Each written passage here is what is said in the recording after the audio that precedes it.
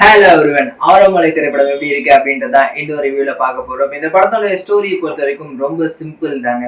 ஒரு லவ், ஒரு சின்ன வயசுல இருந்தே விடிவி படம் பார்த்துட்டு அந்த மாதிரியான ஒரு லவ் பண்ணணும் அப்படின்னு ஆசைப்படுற ஒரு ஹீரோ ஒரு மேட்ரிமோனி கம்பெனில ஜாயின் பண்ணாரு. அங்க வந்து சீனியர் அசிஸ்டண்டா இருக்கக்கூடிய சிவாத்மிகா, அவங்க தான் ஹீரோயின். அவங்க மேல ஒரு லவ் வருது. அதுக்கப்புறம் அவங்களுக்குள்ள என்னென்ன மாதிரி விஷயங்கள் நடக்குது அப்படின்றது தான் இந்த படத்தினுடைய சிம்பிள் ஒன் லைன் ஸ்டோரிங்க. இந்த படத்தை பொறுத்தவரையும் கிஷன் தாஸ் ரொம்ப சூப்பராகவே நடிச்சிருக்காரு. இன்னைக்கு இருக்கக்கூடிய யூத்ஸ் அப்படியே ரெப்ளிகேட் பண்ற மாதிரியான ஒரு பெர்ஃபார்மன்ஸை கொடுத்திருக்காரு. இன்னொரு பக்கம் சிவாத்மிகா, இவங்க ரெண்டு பேருக்குமான கெமிஸ்ட்ரி வந்து ரொம்பவே சூப்பரா ஒர்க் அவுட் ஆயிருக்கு. இன்னைக்கு 2K கிட்ஸ் அவங்க லவ் எப்படி இருக்கு அதை வந்து ரொம்ப அழகாவே அங்க வந்து எக்ஸ்பிளைன் பண்ணியிருக்காங்க. ரொம்ப ரொம்ப சூப்பரான விஷயம் வந்து ஹர்ஷத் கான் அவருடைய ஒன்லைனர்ஸ் வந்து பல இடங்கள்ல நம்மளை சிரிக்க வைக்குது. அண்ட் விடிவி கணேஷ் அவருடைய கேரக்டருமே ரொம்ப சாலிடா எழுதப்பட்டிருக்கு. ஸோ இவங்க 4 பேர் தான் இந்த படத்தினுடைய பில்லர்ஸ் அப்படின்னே சொன்னாங்க.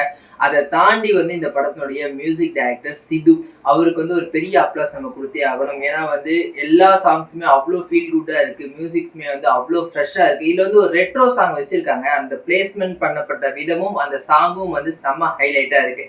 அண்ட் இந்த படத்தினுடைய டிரெக்டர் தியாகு, அவருக்கு வந்து ஒரு பெரிய அப்ளாஸ் கொடுக்கணும். ஏன்னா வந்து இவர் வந்து நம்ம கௌதம் வாசுதேவ் மேனுடைய அசிஸ்டன்ட். நீங்க வந்து விடிவி, வாரணமாயிரம் இந்த மாதிரியான படங்கள்லாம் பார்த்துட்டு அப்படியே இந்த படத்தை பார்த்தீங்க அப்படின்னா ஒருவேளை ஜீவம் தான் எடுத்திருக்காரோ அப்படின்ற மாதிரியான ஒரு எண்ணம் நமக்கு தோணுது. காரணம் வந்து அவர் வச்சக்கூடிய ஒவ்வொரு ஃப்ரேம்ஸுமே அவ்வளோ ஃப்ரெஷ்ஷாக அவ்வளோ ஃபீல் குட்டாக இருக்குது. ஸோ அவருடைய அசிஸ்டன்ட் அப்படின்றத வந்து நிரூபிச்சிட்டாரு. பட் ஆனால் என்னன்னா நிறைய சீன்ஸை பார்க்கும்போது விடிவி பார்த்த ஞாபகத்தை நமக்கு வந்து கொடுக்குது. அதை மட்டும் கொஞ்சம் தவிர்த்து இருந்தா இன்னும் படம் வந்து நல்லா இருந்திருக்கும். அண்ட் இந்த படத்துடைய மிகப்பெரிய நெகட்டிவா நான் பார்க்குற ஒரு விஷயம் என்ன அப்படின்னா, ஆல்ரெடி நம்ம பார்த்து பழகின அதே கதை தான். ஸோ எப்படியும் வந்து at last hero and heroine சேர்ந்துருவாங்க அப்படின்றது நமக்கு தெரியும். பட் பெருசா எந்த ட்விஸ்ட் அண்ட் டர்ன்ஸும் இல்லாம அப்படியே வந்து பிளைனா போகுது.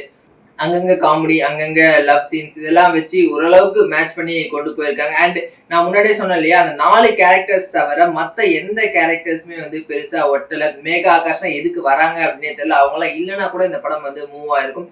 ஸோ அவங்களுடைய கேரக்டர்ஸ்லாம் இன்னும் வந்து டெப்தா வச்சிருந்தாங்க அப்படின்னா இந்த படம் வந்து இன்னும் என்ஜாய் பண்ற லெவலுக்கு இருந்திருக்கும். அண்ட் இன்னொரு பெரிய பாசிட்டிவ் வந்து 2 hours 7 minutes தான் இந்த படத்தினுடைய டியூரேஷன். ஸோ அதுக்குள்ள முடிச்சது அப்படின்றது வந்து ஒரு சூப்பரான ஒரு விஷயம். ஸோ ஓவராலா பார்க்கும்போது இந்த படம் வந்து ஒரு டீசென்டான ஆவரேஜ் வாட்ச். நீங்க ஃப்ரீயா இருந்தீங்க அப்படின்னா கண்டிப்பா போய் படத்தை பாருங்க. தேங்க்யூ.